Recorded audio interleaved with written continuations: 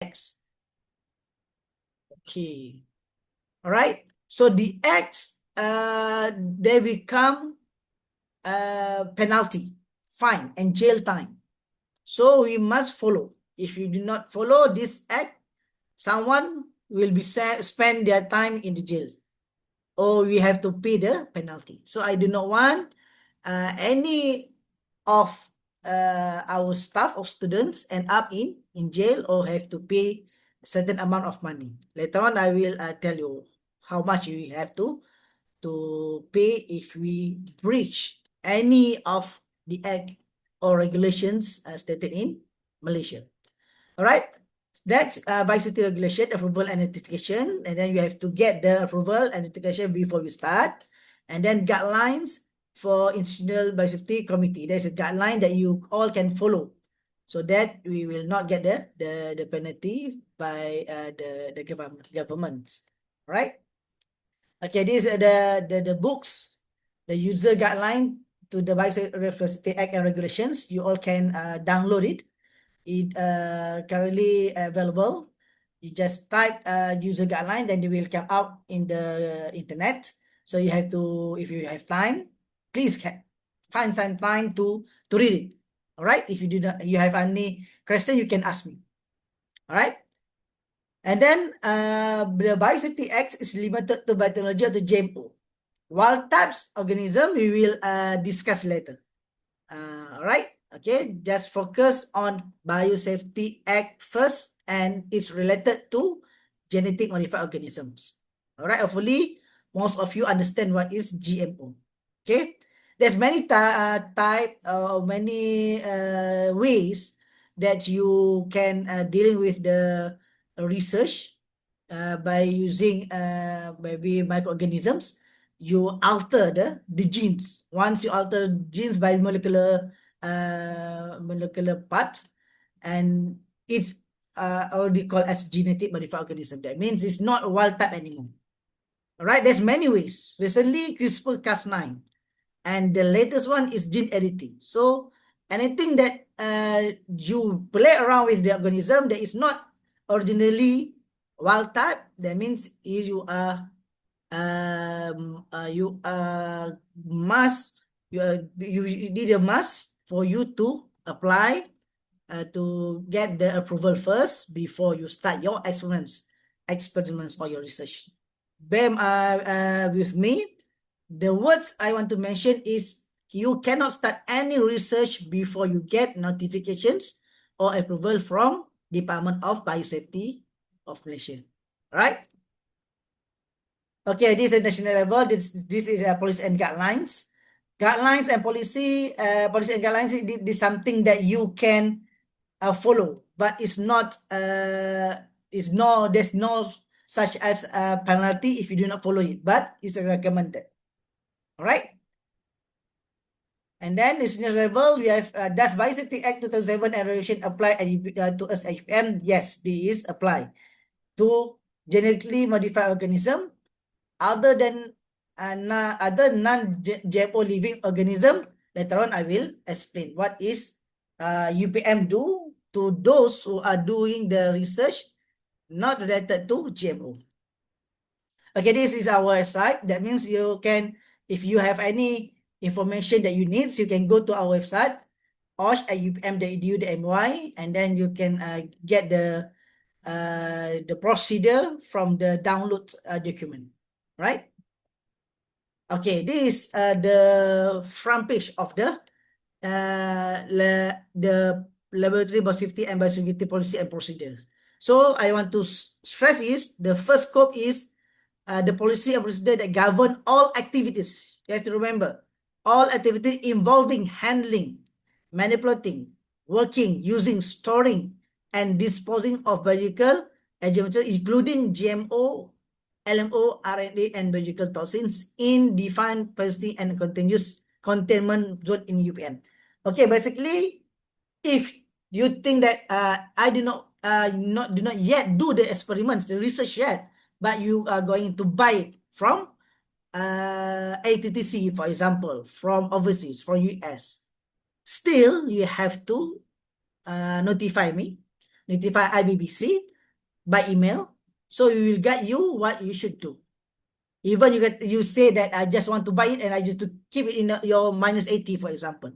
Still, you cannot just buy it by yourself without acknowledge us, without telling me. As a secretariat, I must know because you are going to bring something that's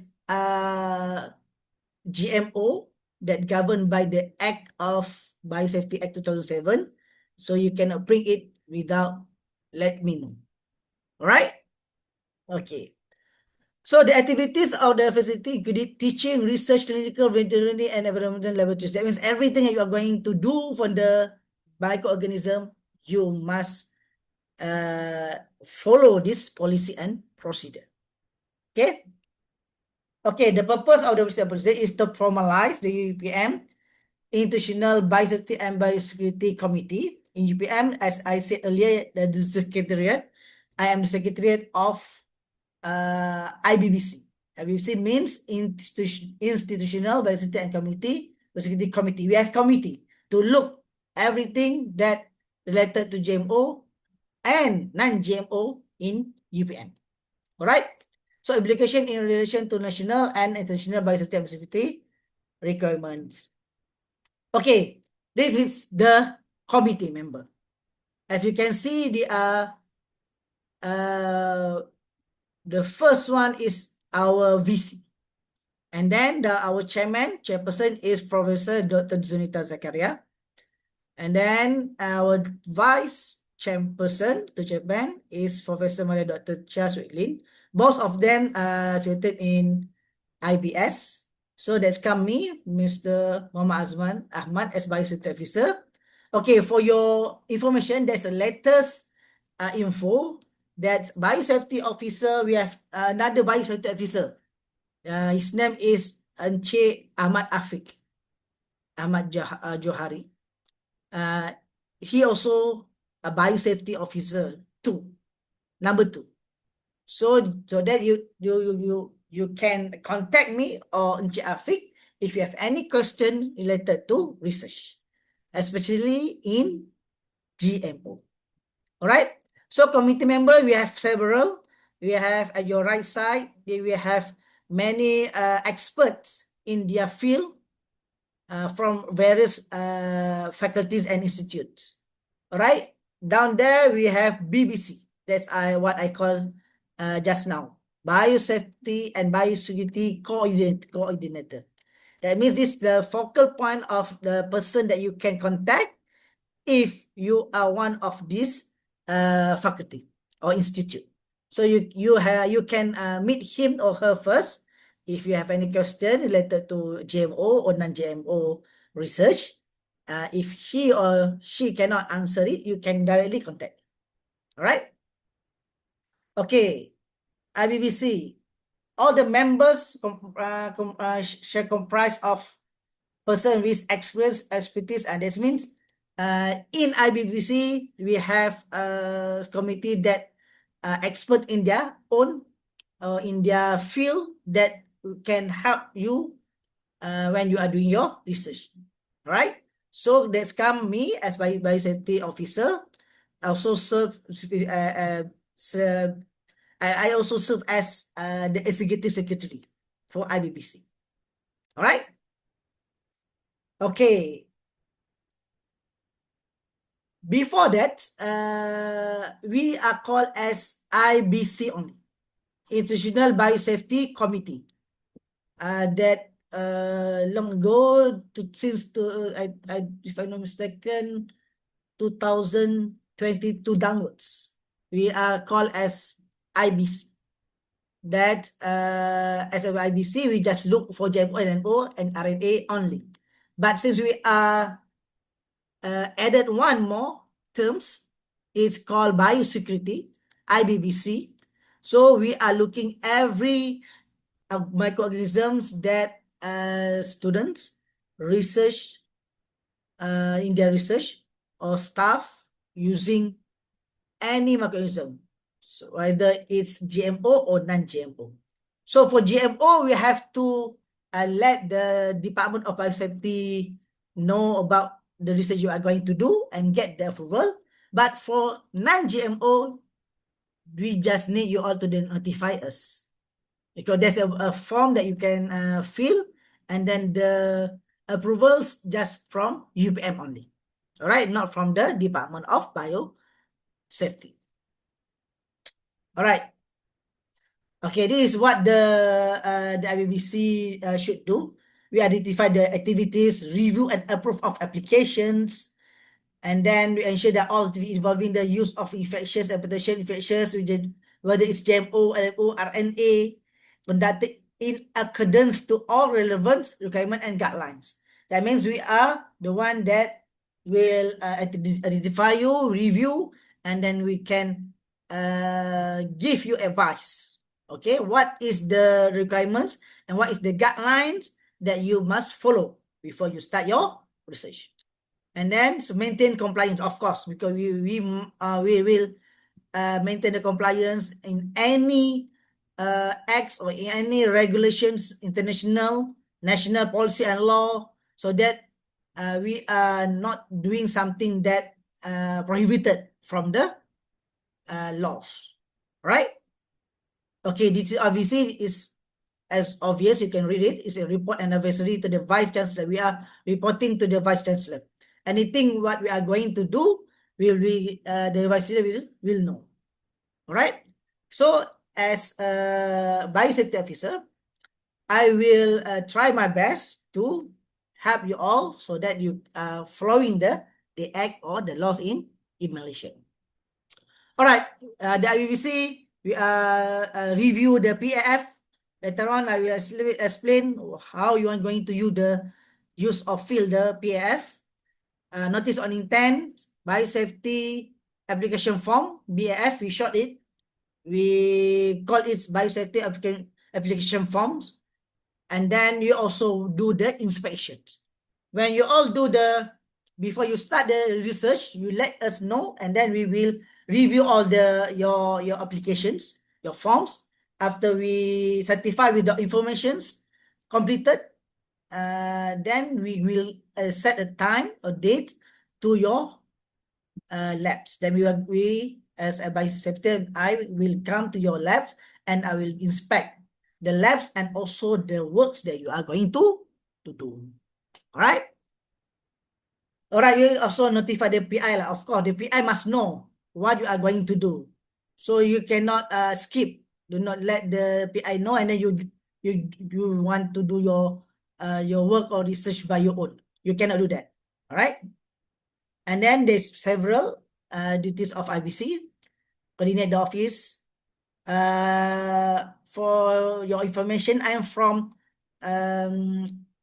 Office of Health and Health at UPM. All right. And then what else? Okay, we also establish and monitor the implementation of biosafety and biosecurity training. We also provide trainings for students and staff, especially for staff. For students coming soon, we will provide the training. So you all we will notify when the training will be held. All right. Okay.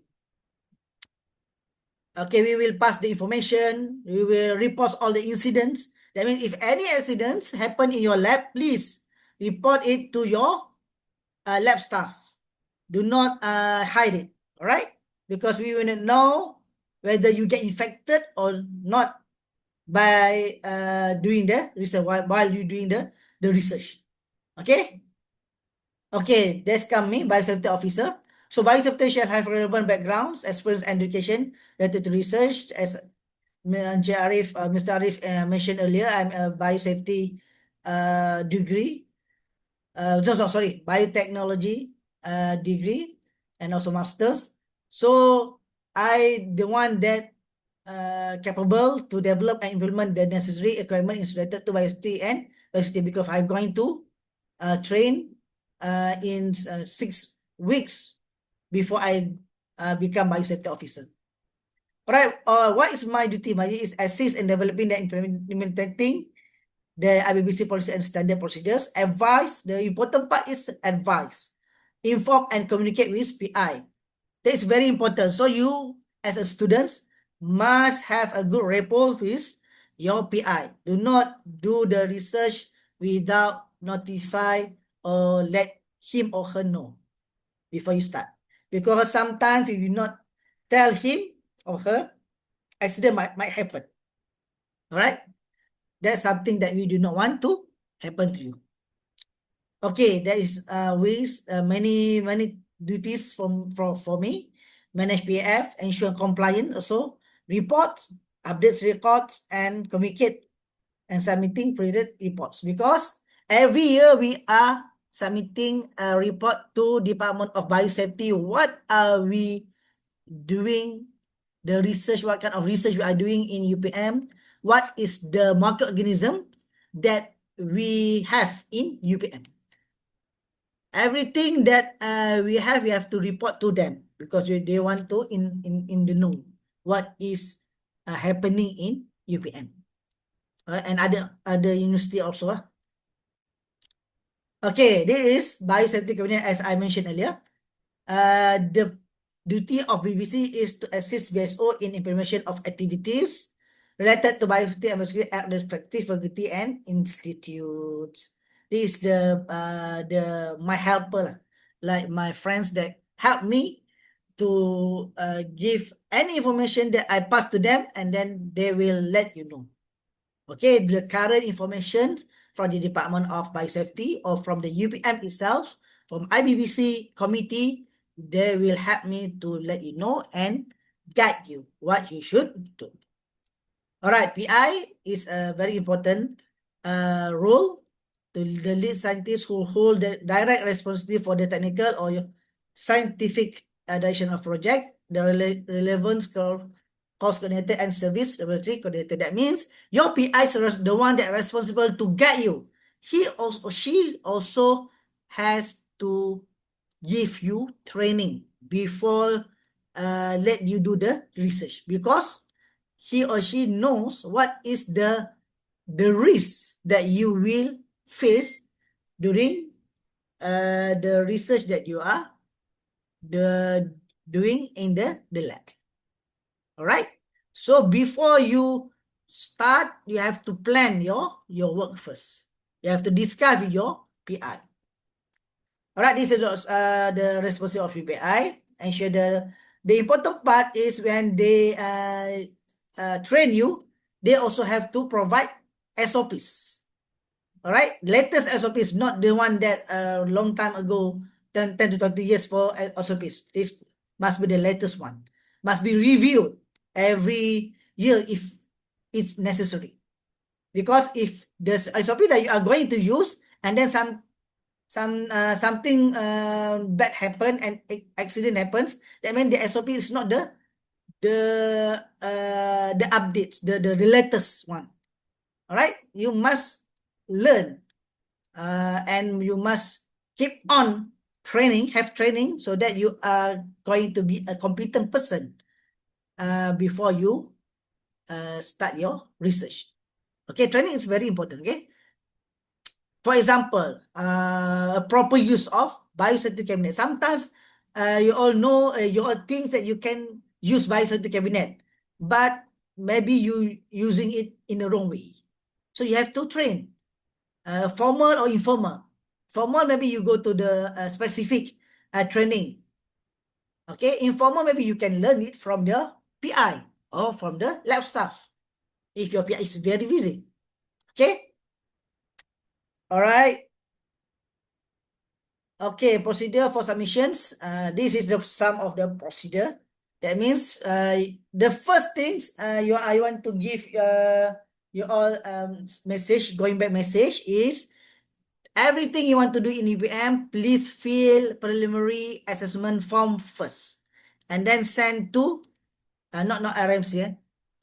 This the latest one. You have to send to ibbc@upm.edu.my. Send to the OSH office. All right. So related, that's the question we will ask, is it related to GMO or not? If yes, there's a form that you're going to fill. I will explain later. And then if no, you have to go to section D. All right. So this is the PAF, very easy form, very simple form that you have to fill it. Your names, your PI name, your faculty address, office phone number, and etc. And then you have to explain what is your purpose of your research. Is there your research, teaching, lab services, and then your activities, the project title, and then you have to give a brief, a summary. So a brief summary, not just 1 to 2 line sentence. You have to explain it in detail so that we will know what you are going to do. So we will advise. If all the information is enough, then we will come out with the approval letter. That means we will give you a approval letter, then you can start your work. For PAF is mostly for non-GMO research. Right, non-GMO. For GMO, later on, I will show you. Okay. This is GMO and LMO part, so scope B. All right, scope B. Non-GMO, as I mentioned earlier. Okay. Other than GMO and LMO or DNA. So what you are going to do is you have to fill the primary form, and then it's rated, you have to go straight, and then if no, you go to wild type. If you are using wild type, so you have to submit. You don't need to feel that you have to going to use or to fill NOI first. Just submit preliminary assessment form. NOI comes when we need more information, because we think that at the PAF we didn't get the enough detail of your project. So if the information that you send or fill in the PAF it's enough, then we will straight away give you approval, and then you can start your work. This is for non-GMO. All right. Anything that you want to ask, please ask me later. Okay, and then this is NOI if we need more informations, right? And then it's submission, review, and outcome. This is the process of the NOI. And then this is the outcome of the NOI. That means if we approve, then we give you a valid for maximum of 5 years. This one is only for teaching for 5 years. For research, you have to fill PAF. There is a form column that what the number 3 is duration. You have to tell us how long you are going to do your research for non-GMO. Maybe you want to do the research 3 years, for example. So we based on that, we will give you the approval based on you require 3 years. All right. Okay, next. Okay, no need to extensions. Extension is later on. If you have to extension, you can extend it. After you get the approval, you want to extend, you just fill the form for extension. No need to fill the PF again. All right, and then of course we will monitor. So we want to monitor whether you are following the rules and regulation or not. And then I may be the one that come to your lab and we visit ad hoc. Maybe I will just let you know first before I come. All right, because I do not want you, if I come to your lab and then you are not there, you are not around, you are maybe going somewhere else. Right? Okay, and then termination project, you have to let us know if the work is already done. So that means we have the records.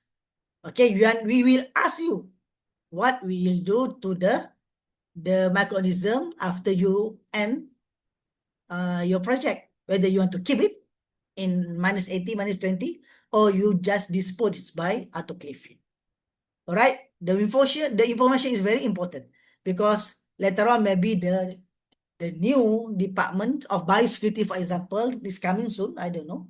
There will be a department of biosecurity in future, and then there will be the one that ask us what is the microorganism you have in UPM and what you are doing with it, whether you store it in a -80 or you just dispose it. So the data, maybe they will come and ask us, right? Okay, this is a summary of duties for to feed by the PI. Okay, as this slide mentioned, is by DPI, but mostly the one that is filled the form is the students. All right, guided by the PI. But if the PI, your PI is very busy, you can come to us and then we will assist you how to fill all this form. No need to worry. The first form that I want you to fill is PAF only. Later on, we will go further and then I will guide you. I and Shafiq will guide you what you should do. All right? You need to worry. Okay? And then for GMO, we are using the same flowchart, but the BAF, we showed it. You have to fill Form E only. Let's go straight for Form E. Where is the Form E? Okay, sorry. There's no Form E. Maybe after this, you can get the idea. Form E, Prof. Nurfiza will show you. The Form E is from the Department of Biosafety. Okay, Department of Biosafety will already give the form. Form E is related to GMO project in content use, meaning in between four walls. That means you are doing your research in the lab. So if you are very impatient, maybe you want to say, I want to do it on the field, for example. If you want to do in the field, you have to fill Form A. Okay, for field trial, it's very what we can say, the inspection process, the information that you have to give to the Department of Biosafety, it will take approval more than 6 months or 6 months. They say 6 months before you can start your research, compared to the research that you are doing in content use. Content use is in your lab, for example, in your transgenic house, for example, the place that you are going to do between four walls. So it's very fast that you can get the approval. All right.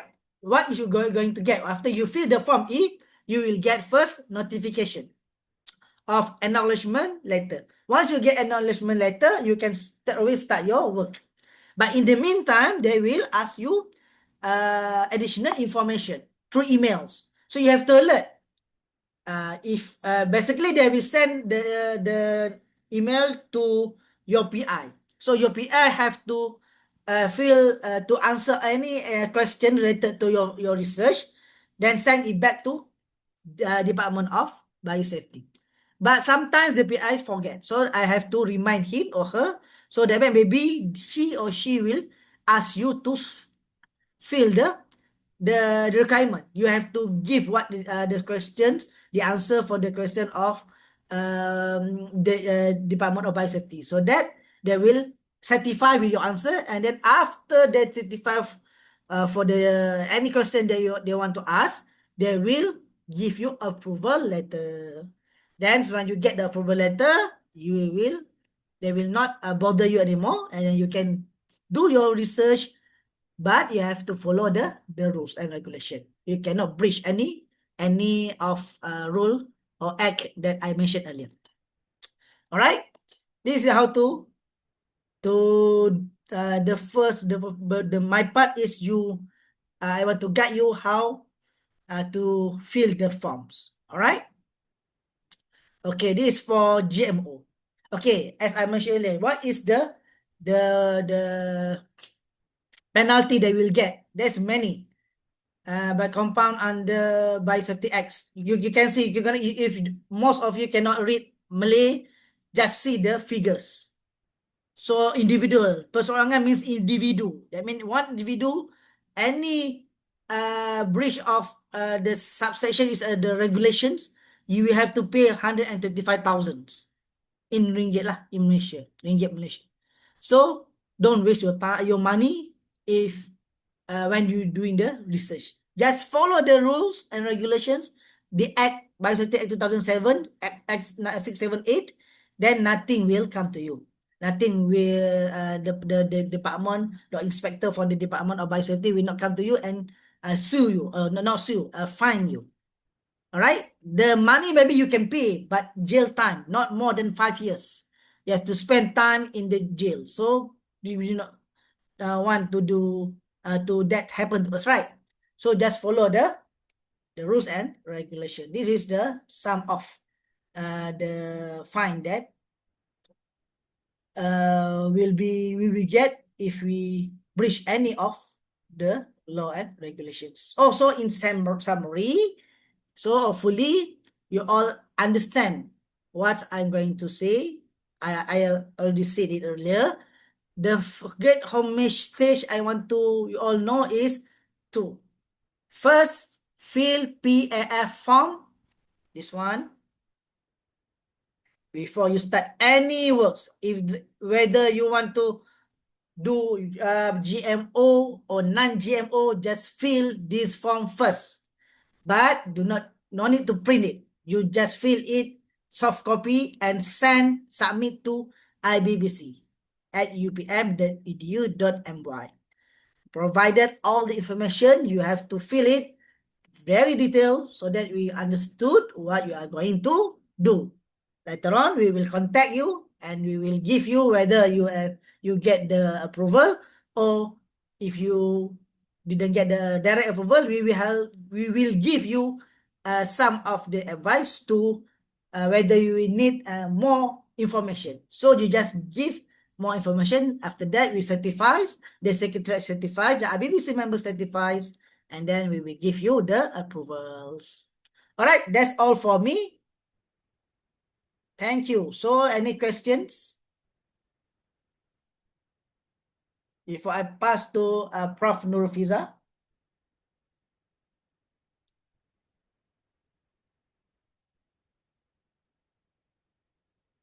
Any questions in the chat box?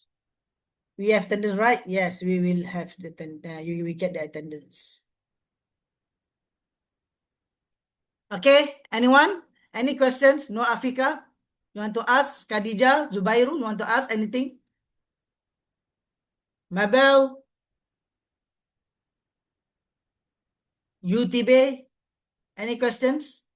Hopefully you all understood or understand. No. Okay. No question. All right. Thank you. Okay, you all can contact me. I will leave my email here. If you have any questions, you can email me. If you do not want to directly email to ibbc@upm.edu.my, you can email Muhammad Azman @upm.edu.my, and then I will take some time and read it and give you the advice. All right? All right, that's all for me. Thank you. I pass back to Mr. Arif.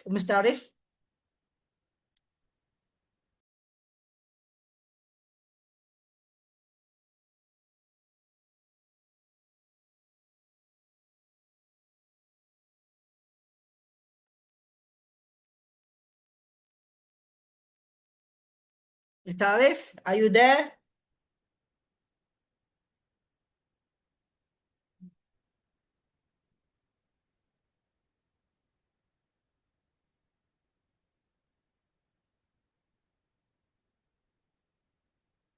Mr. Arif?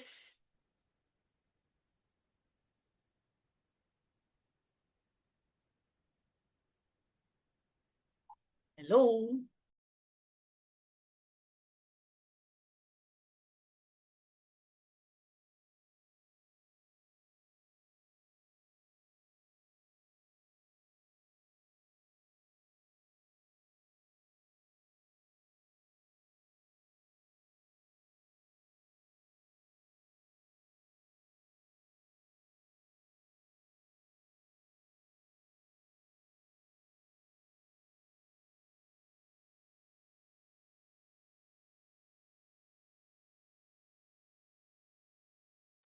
So you wait a bit, maybe he have something to do, and then later on, after he come back, and then maybe he will introduce about a next speaker, Professor Nurofiza, and then maybe after that, she will start give the talk about Biosafety and biosecurity. Okay, back to you, Mr. Arif.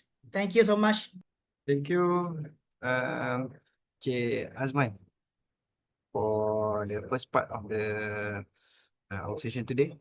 Next, I would like to invite our second speaker, yang berbahagia Professor Dr. Nurfiza Ahmad Isa, to continue with the session today. Prof, to you, Prof. Okay, thank you, Sarif. Okay, I'm going to share the slide first.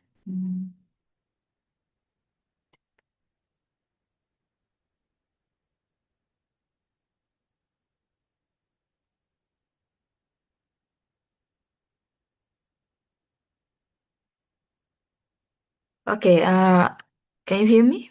Boleh dengar tak? Clear, Prof. Okay. Okay, Assalamualaikum and good morning, everyone. So I'm sure that you already know what is the requirement to submit for the form to RBBC because it's really related to your research later on or the one that you have done so far. Okay, so basically I'm going to share with you the biosafety and biosecurity. So this talk is more on the awareness and then it's very important because it's a really related, okay, with your research, right? Okay, so I think Mr. Arif already introduced me and myself. So basically, I'm the one of the head of the laboratory, vaccine laboratory. So I deal a lot with the pathogen, either the GMO or the wild type one. Okay, so a lot of procedure that we need to be follow and implement in the lab to make sure that we follow the Biosafety Act, okay, and then other the national and also international framework related to the biosafety and biosecurity. Okay, so basically, this talk, the objective, okay, which is related to the content, to make sure that I mean the student, okay, able to understand the basic concept of biohazard. What is the biohazard? Okay, what is the biosafety? What is the biosecurity? Okay, and identify on the biological risk in their current laboratory work and the necessary biorisk management system, and also the control measure, and also can describe the current international and national legal framework regarding the biosafety and biosecurity. Okay, so this will be my outline for this topic today. So I will give a brief introduction, okay, and explain more detail on the biological hazard, biosafety, and biosecurity, and also the biological risk assessment and control. And again, towards the international and national legal framework in biosafety and biosecurity.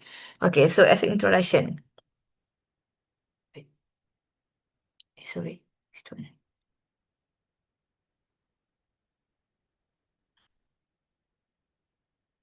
Okay, so as introduction, the research in biology actually is especially that involved in the development of the therapeutics vaccine and also the preventive measure against pathogens. So it needs or it warrants the need to handle and identify potentially unknown infectious agent or materials, even the microbial toxin or non-virulent pathogen in the laboratory.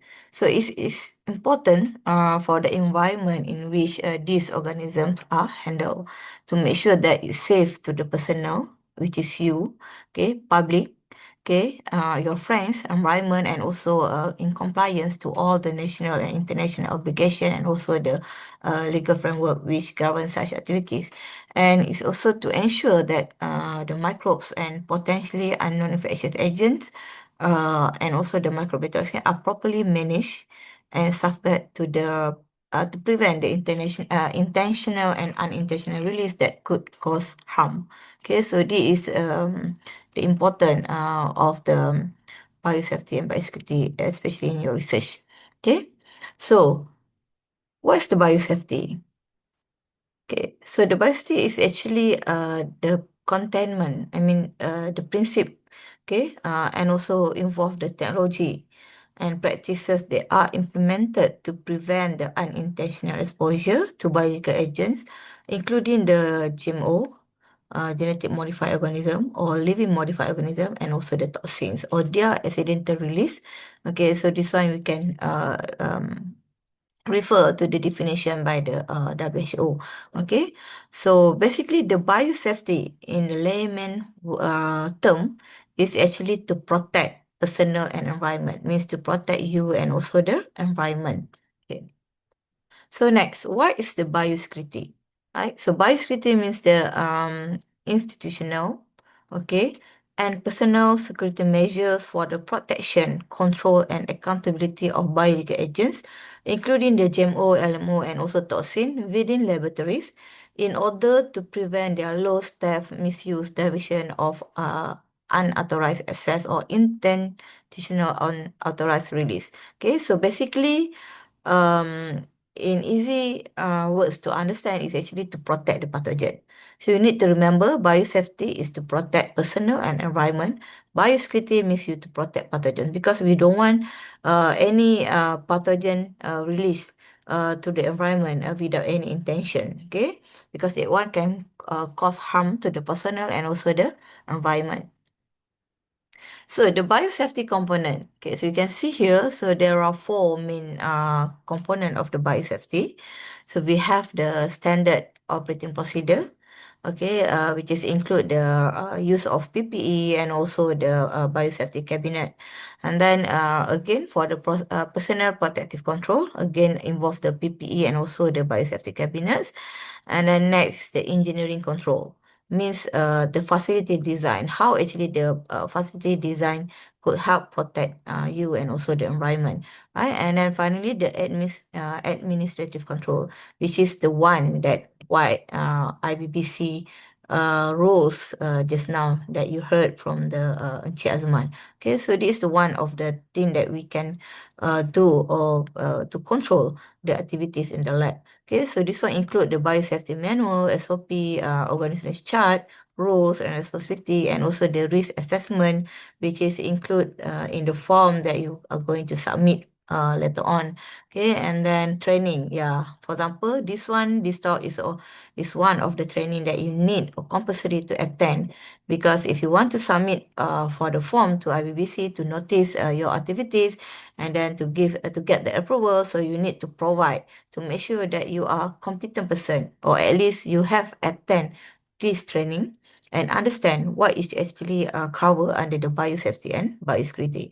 Okay, and then other is medical surveillance program. So this one is especially on the student and also the laboratory staff that need to do or deal with the pathogen. So they need to make sure also they go for the medical checkup, because we don't want that the person that got high risk, okay, exposed to the pathogen, so they can the consequence can lead to affect their health, right?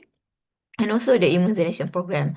So, for example, during the COVID-19, what we call outbreak. Okay, last time when the personnel work with the research with the COVID-19, so they need to take the vaccine first, because to make sure they are protect from the virus that they are going to deal later on, right?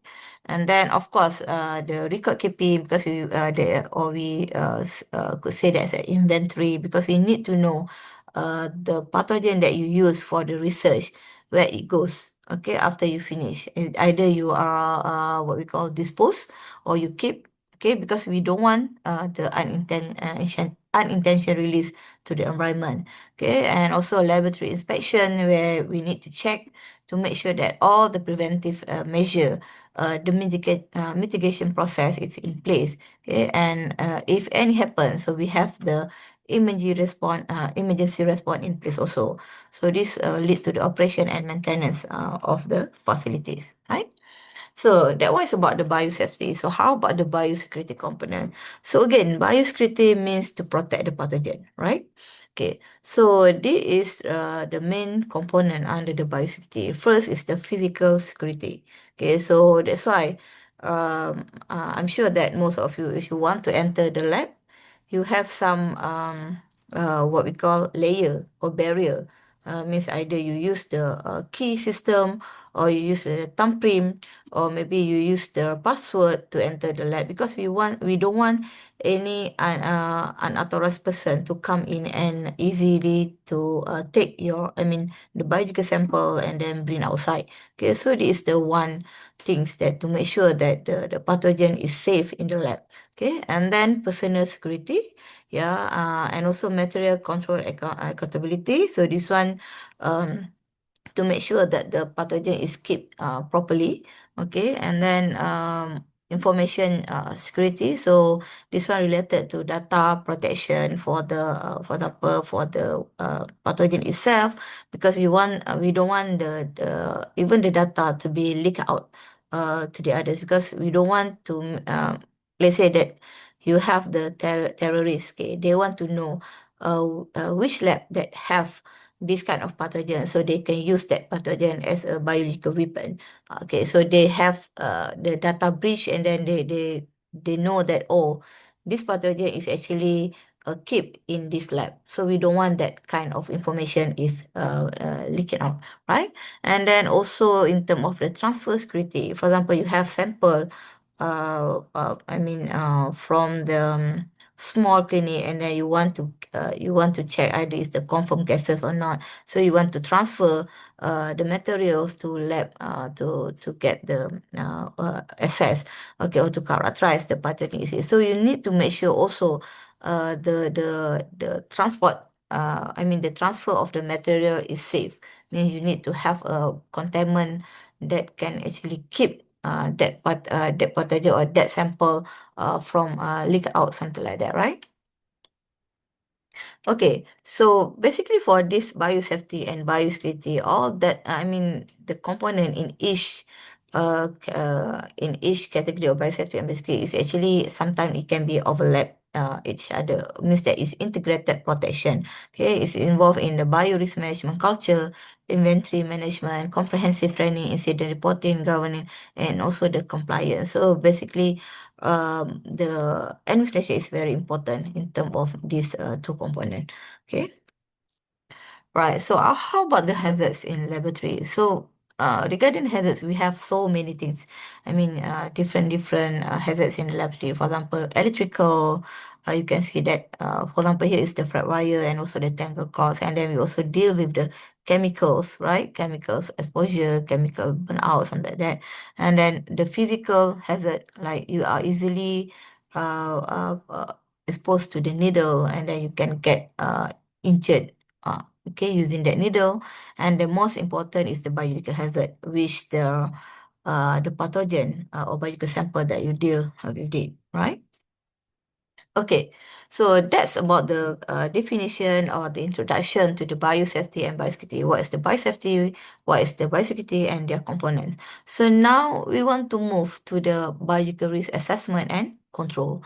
Okay, so the biorisk in life science laboratory is means that the risk of personnel to get infection, allergies, or intoxication of laboratory and support staff. Okay, because you are doing with the biological hazard, for example, right? So we want to know what is the risk that are you going to face, okay? Because you deal with this pathogen, right?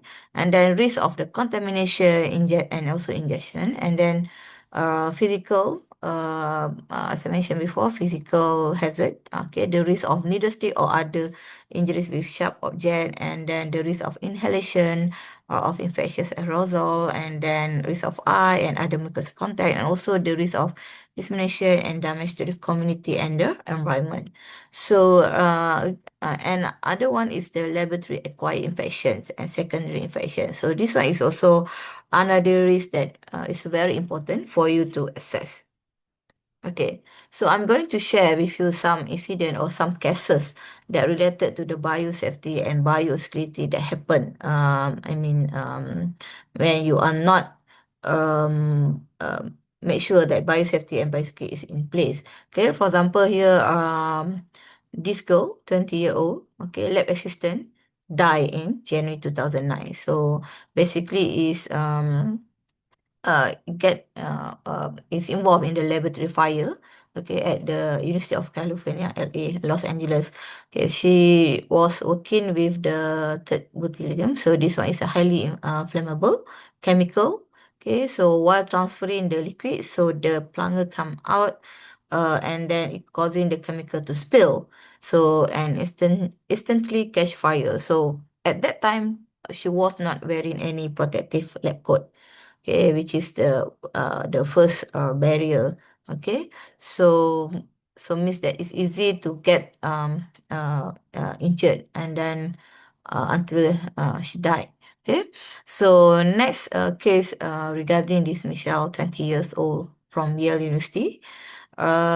She was working late and alone in chemistry lab. So I'm sure that some of you, especially the student, you also sometimes come in the night, okay, to continue your work, especially you deal with the cell culture or with any other that you need to do for let's say by time frame, all right? So when you're working alone, so please make sure you are carefully to put all the biosafety and biosecurity in place, okay? Because for this girl, okay, so she working late and alone in chemistry lab. So her hair became caught in piece of, so means that the hair is what we call caught for the machine. Okay, so then it caused injury. Okay, and then she died also. Okay, because of the expel by the neck compression. So it's a very important for you to take precaution, and then and also to know what is the preventive measure, and also the what is the response or action that you need to do if you encounter this kind of incident. Okay. Okay, another cases involve the researcher, okay, die after being infected during vaccine research, involve the Neisseria meningitis bacteria. Okay, so again, he not work in the proper biosafety level labs, maybe, or biosafety cabinet. So that's why easily to expose to this pathogen that it think that it less virulent, something like that. So towards the end also he died. Okay, so another lab acquired infection cases. Okay, there are 5 cases of vaccine virus in research lab between 2005 2007 in US. Okay, so they have, because of the needle stick were injected in mice, so cause the virus transferred to the personnel. Okay, and then 2 cases of brucella in clinical lab. So they don't use the biosafety cabinet, so they subculture in open bench, so it's easily to expose to this pathogen. Yeah, and then also another salmonellosis cases, and also the meningococcal meningitis. So this all exposure can lead to the consequence that you don't want to actually face, okay, or experience with that. And then secondary infection. So means that the infection is not only can what we call happen in the lab. I mean only to the personnel that work in the lab, but they also can transfer mean to your partner or even your friends. Okay, so because there are cases that reported, okay, for example, like the brucella through the sexual transmission, maybe between the husband and wife, okay, something like that. Okay, and then salmonella. So this one maybe um, uh, the person is not really do proper washing, something like that. Okay, and then he prepared going back prepare dinner for the family. Okay, and then one of the family got, I mean, infection and then death. Okay, so and then again also for the other viruses or possible infection to the secondary person also might happen. So please make sure that uh you follow the what we call the proper SOP in the lab, right? Okay, so these are the cases what we call that actually involve the misuse, okay, of the um what we call the pathogen or the biological sample. So we can see that the scientist gel for Harvard laboratory. So means this couple, they actually with intention, okay, they sold the sample from the lab because they want to use for another purpose, maybe making money with that one. Okay, so this is the thing that we want to prevent. So that's why the biosecurity is need to be in place to make sure that only authorized person that can come and work in the lab. Okay, so because you don't want this type or thing to be happen, and then if because if you are the one that in the lab, and then the other person that actually steal the sample, so you are also kind of to be involved. Okay, so please make sure that everything is in place to make sure that all biosafety basically is in place. So how can we control? Means that how are you going to prevent or mitigate those risks? I have mentioned the previous cases and the risks that you can counter when you do the research in the lab. So next question, how can we control, right? So this is where you need to go for the laboratory biorisk management, right? So this is something that you are going to fill also in the Form E when you want to submit to the IBBC later on, because it's a very important for you to identify the risk, and then to make sure that you perform I mean to assess the risk, and then do some mitigation, and then to check the performance, so what is the need to be improved, something like that. Okay, so basically the laboratory virus management, based on this AMP model. Okay, AMP means stand for the assessment, mitigation, and performance. Okay, so this virus management is the system or process to control safety and security risks associated with handling or storage and disposal of biological agent and also toxin in laboratory and facilities. Okay, so as mentioned, the biorisk management involve these three main component assessment. Okay, so the first, you need to assess. You need to assess the risk. Okay, so the risk assessment is the process of identifying. Okay, you need to identify the hazard or the threat and evaluate the risk that associated with the biological agent and toxic that you work. Okay, and then you need to take into account the adequacy of any existing control, then you can decide whether or not the risk is acceptable or not. Okay, is acceptable what you want to do. Then, if not acceptable, what are you going to do? Okay. So for the risk, there are two main things that you need to find out. First is the likelihood of exposure, and also versus the consequence. Okay, for example, here I'm giving you one of the example. Okay, so you are given these three scenario. Okay, so what is the risk of being attacked by the tiger? Okay, so for the following scenario, 1, 2, 3. Okay, you need to draw a star where the risk would fall on the graph. Either is that, I'm going to check, is there any? Hmm.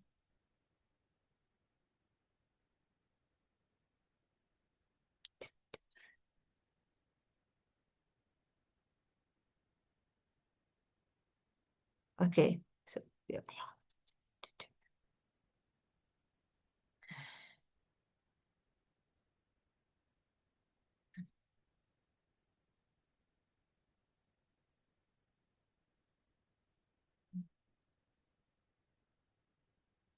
Okay, so you need to identify where the star should be. Okay, is that here?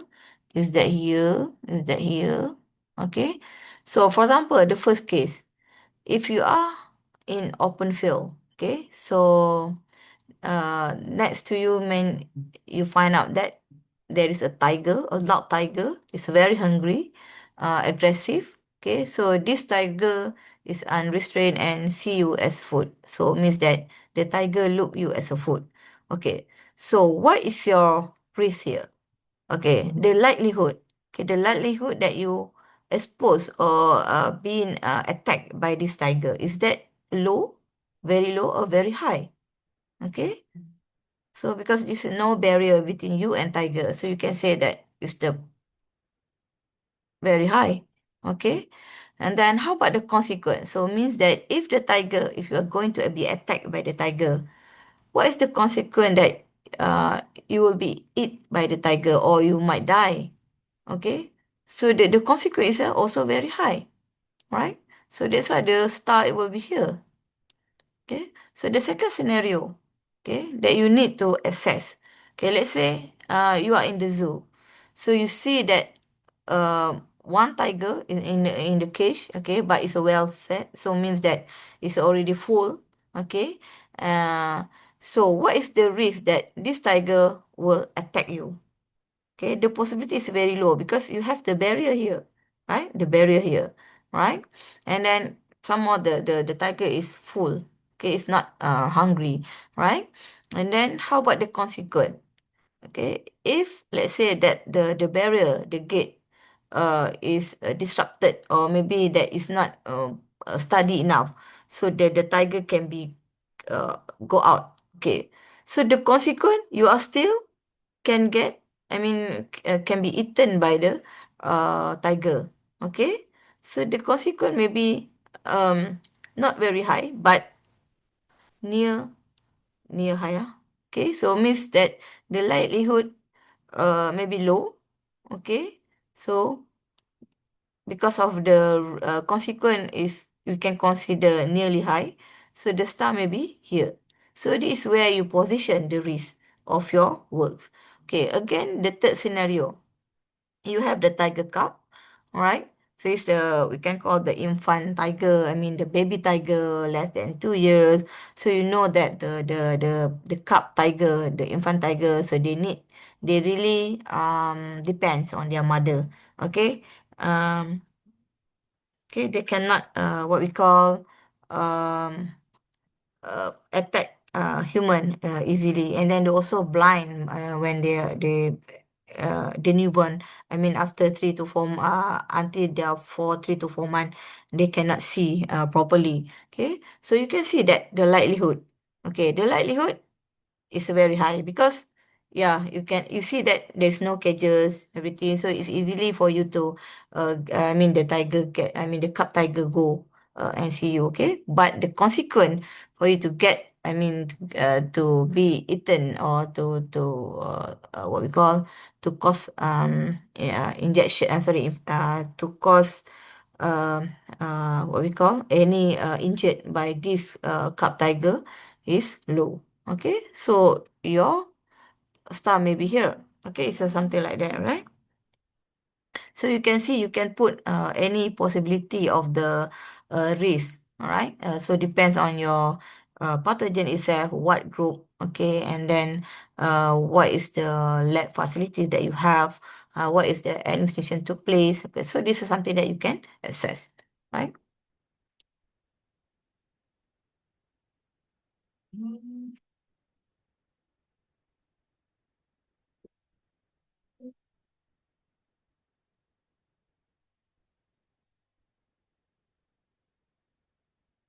Okay, so you see the star I put here. All right. Okay. So this is just something like what we call to summarize what is the biosafety hazard and biosecurity. Okay, so again, biosafety is involved the microorganism, animal, radiation, chemical. So these are all the possible hazard that you might encounter in the lab, and then also the biosecurity threat. So means that attacks on bioscience facilities by the outside or outsiders. Okay, so they may steal your pathogen collection, research animals, do the sabotage. All right. So this is something that you actually need to be aware. Okay, the risk. Okay, that you might encounter. Okay, in terms of the biosafety and also the biosecurity. Okay. So, in this is another example in terms of to identify the hazard, especially for the pathogen. Okay, so you need to identify the risk group. You need to make sure that your pathogen or your microorganism is under which groups. Okay, because you want to know what is the risk to get infected and cause harm to the personnel. So for example, the risk group 1, okay, so these are agents that are not associated with disease. Okay, so means that if you go with this like probiotic or the common E. coli that you done, I mean you do the lab work, just to study biological molecules, something like that in the lab. So that one is not really cause harm to you. So it can consider as the risk group 1. Okay, and then we also have another risk group 2, 3, and 4. Okay, depends on the which level that they can cause harm to the personnel. So basically, I have provided the link here, so you can go and then check your risk group is fall under which category of the your pathogen or your microorganism, okay, or biological pathogen, so is under which risk group. Okay, so next, you already assess, okay, you know what is the risk, either it's the high likelihood or low likelihood, or high what we call consequent or low consequent. So you already know, you already mapped that one.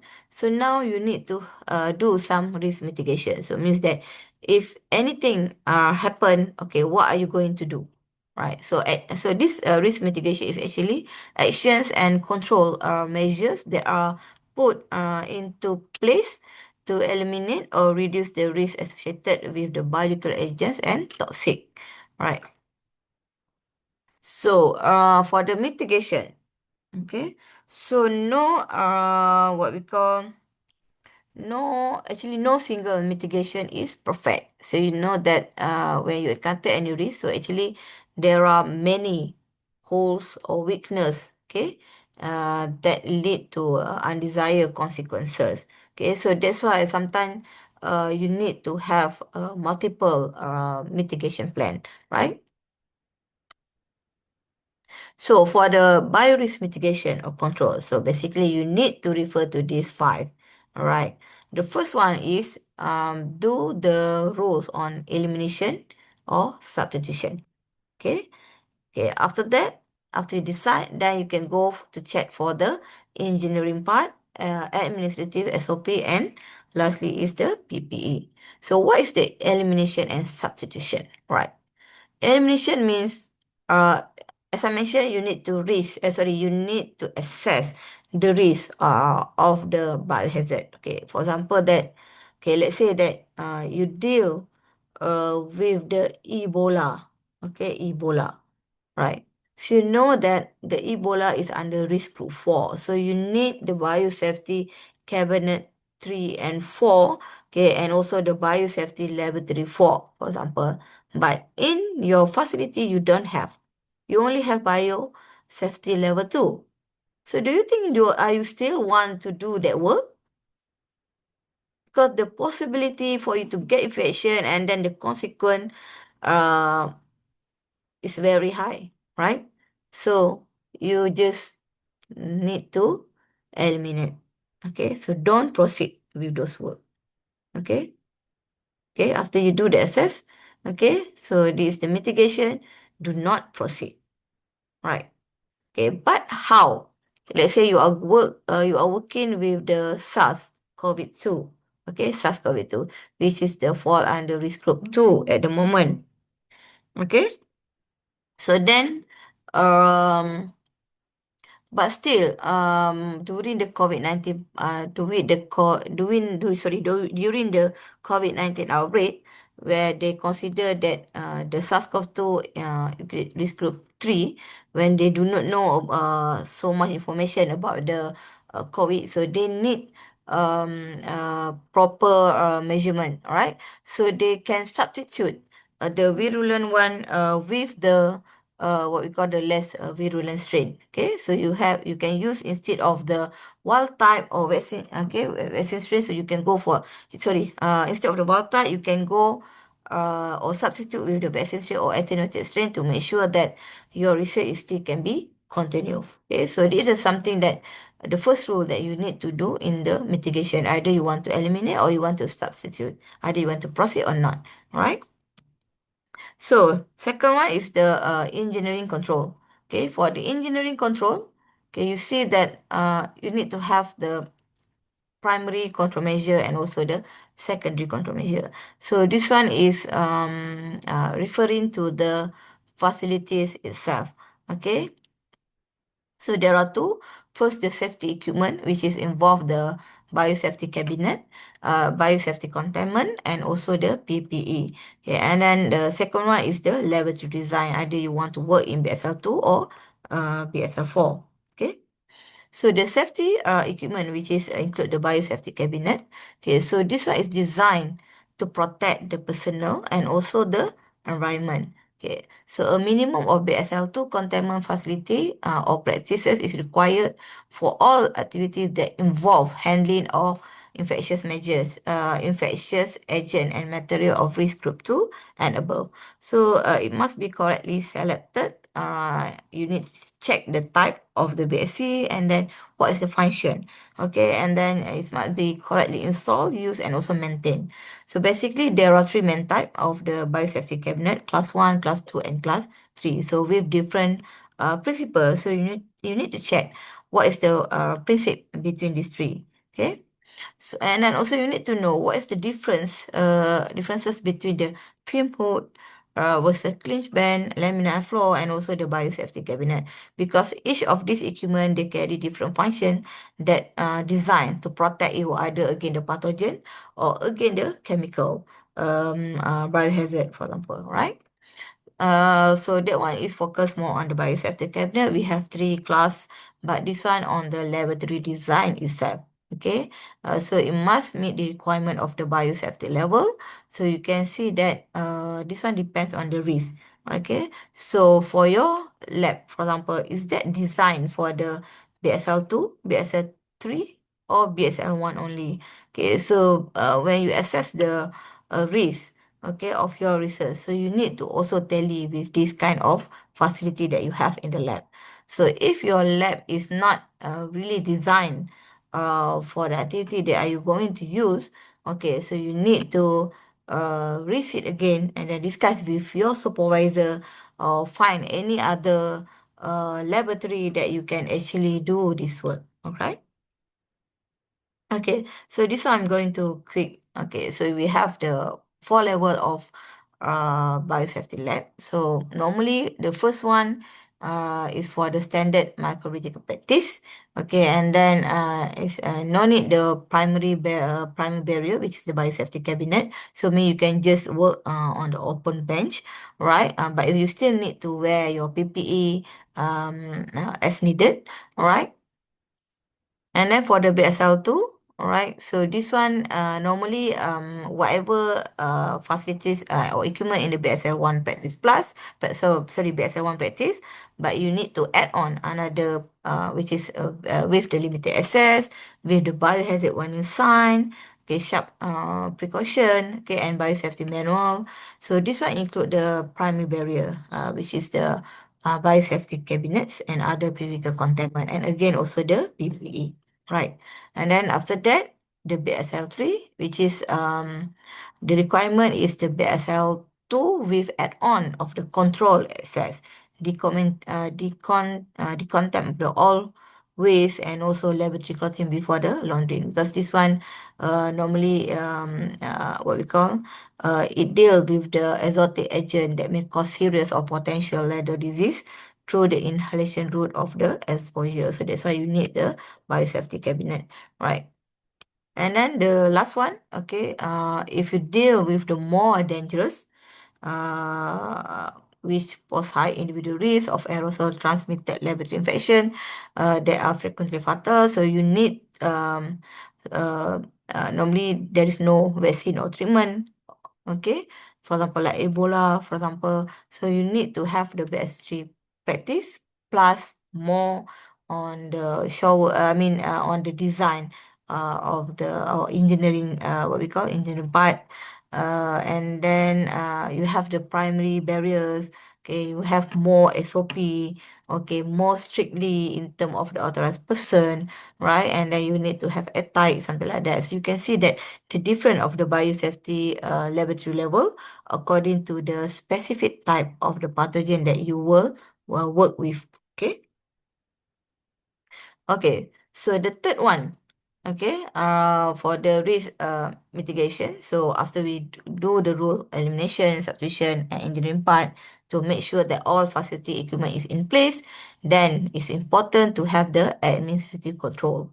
Okay, the person that work in the lab must be attend the training.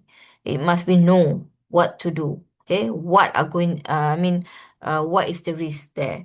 Okay, so that's why you need to come for the training. Okay, and then the approval system, again, who is the authorized person? Okay, and medical surveillance, as I mentioned before. Okay, so everything is in place. And then next is the standard operating procedure. Okay, so this one is also important because this one also you need to be included when you fill the form for the IBBC approval. So I give you one of the example here. Okay, the SOP for the waste management. So you can see that one is the revision one. So mean that the first one that you write this one. Okay, but later on, let's say that after you do some activity and then you find out that there is something that you need to add. So you can put the second version. You need to provide the revision date. Okay. So this SOP is about the step. Okay, the step you need to do in order to reduce. Okay, to reduce the possibility the possibility to expose to the biohazard and also the trade. Okay. And then of course the last one is the PPE. Okay, so this one is need to protect in priority. So mean that the glove, okay, if you go for with the risk group 2 or 3, so you need to have sometime you need to use a double glove, okay, to do your work. And then you need to cover your face, your eyes, your mouth, okay. And then so this one is the when you deal with the higher level group of the pathogen. But the normal one, we can have the basic PPE, right? Okay, so after you go for the assessment and then you also put the mitigation in place. Right, so next you need to check the performance. Okay, for example, let's say that last year you already do the assessment, risk assessment, and then you already put the mitigation plan, SOP, everything in place. But something happened. Okay, there is an incident happen. Okay, so from that part, you find out that there is a loophole in the mitigation plan. So that's the thing you need to add on some other measurement or what we call solution to that part. So this is what we call the you need to assess, evaluate the performance. Okay, so including the monitoring, inspection, and audit. So you check all the biosafety checklist and also biosecurity checklist where it goes wrong until the incident happen. Okay, so you want to check get when so that's why we call the performance, okay, in the biorisk management, right? So after everything in place, so the last one, okay, that I want to cover is basically the international and national legal framework. Why you did all these things, okay? Because someone might consider it's a waste of time. You need to fill the form, you need to get approval, something like that. But you need to know that it is actually in place because that we need to follow the international and national legal framework is for or is to protect you and also the environment. Okay. So basically, for the international reference, we have both biosafety and biosecurity reference. Okay, so mostly it derived from the current WHO biosafety guideline. So I have put some example here.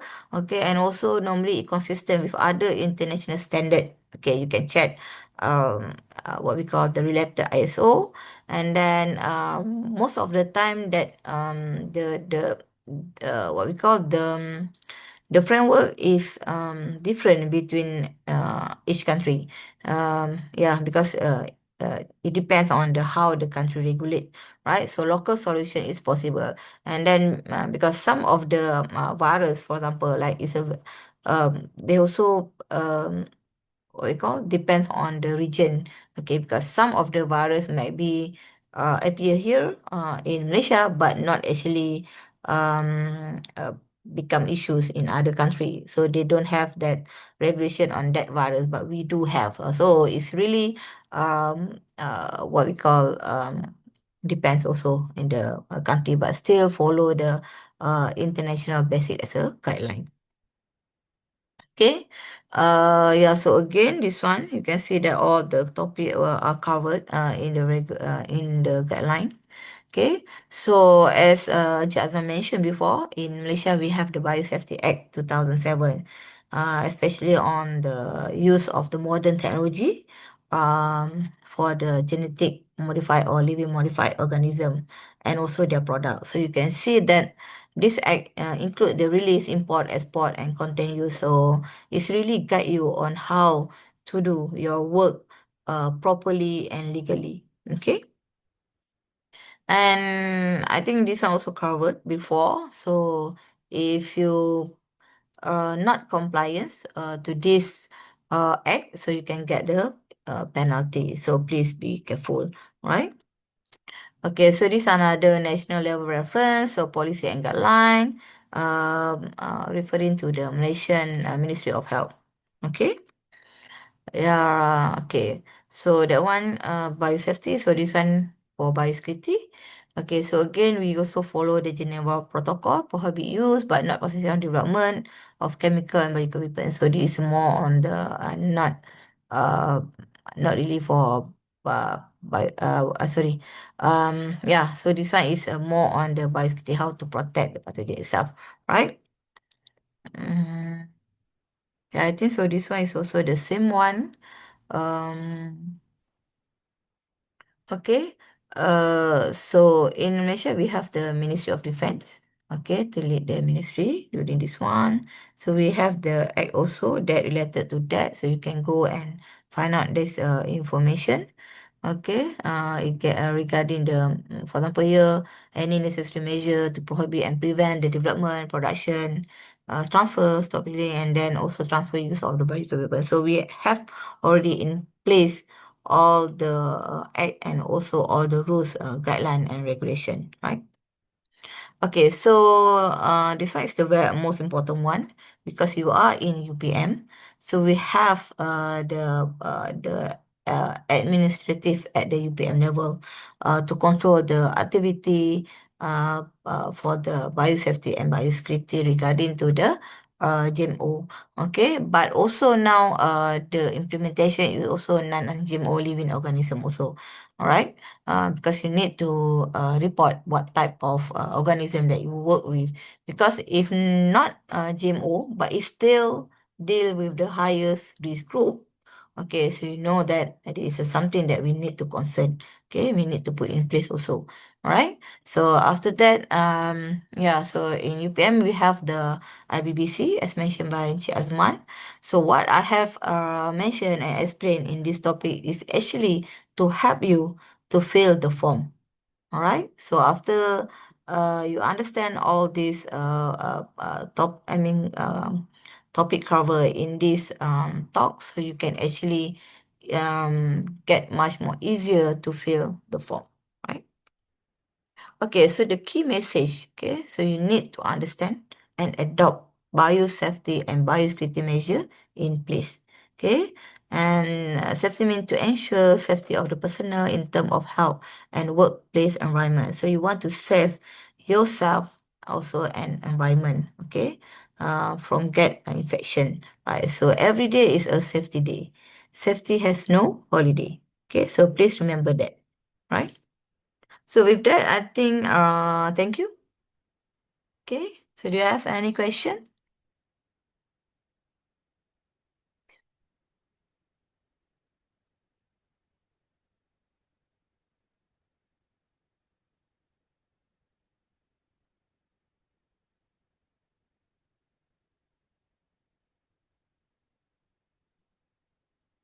Yes.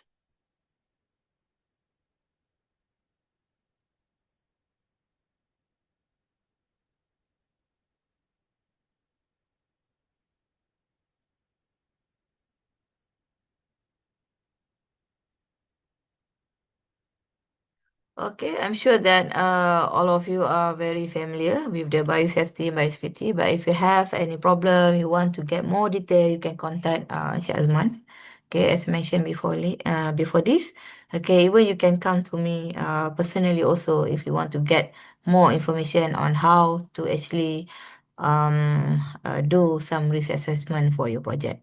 Okay. So I think thank you. That's all. Thank you.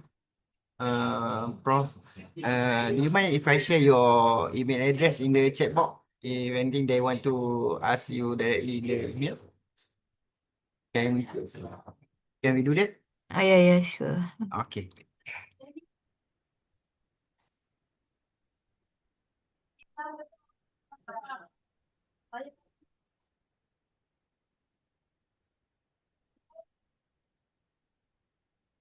Okay.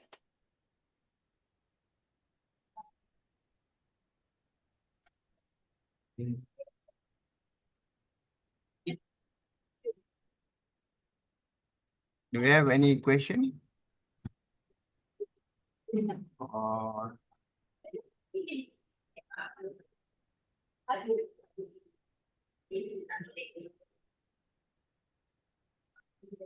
I think that's all. Maybe if the participant of today have any question, maybe you can directly email to us or maybe email to Prof. Nufiza or maybe to Encik Azman. Uh, so as we come to the end of our today's seminar, thank you. I would like to extend our appreciation to firstly our Yang Berbahagia Profesor Dr. Nurul Fiza, my sir, and also the Encik Azman Ahmad for sharing the valuable knowledge, experience, insight, and also importance of responsible and safe uh, research practice. I would like to thanks everyone to join who joined us this morning and took some time to be part of this meaningful session. I paste again the evaluation form and the attendance form for you to fill up to be able to resend your e-cert. Okay. I think that's all today. Thank you, Prof.